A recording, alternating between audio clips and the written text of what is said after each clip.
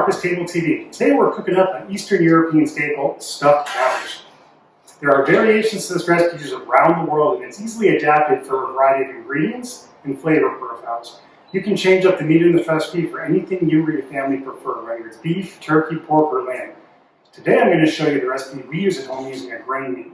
This meat recipe, you can easily add additional vegetables. Sometimes I soak dried mushrooms and grind those for extra umami. The rice in this dish can also be swapped out for just about any grain or pulse like farro, quinoa, wheat berries, millet, barley, or even a combination of multiple grains. Lastly, the seasonings we're going to use today are onion, garlic, and spices. My favorite thing about cooking is making this recipe your own by adapting the flavor profile. If you like spicy, add some dried ground chilies. For an extra exotic flavor, maybe sumac, cinnamon, and clove, or even curry spices like turmeric and cumin. Now, what I like most about this dish, it can be made ahead of time and cooked when you're ready to serve it.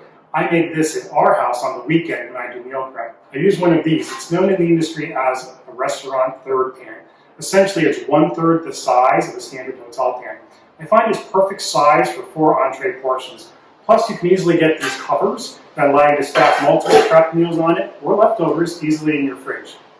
You can get these at your local restaurant supply store or certainly buy them online.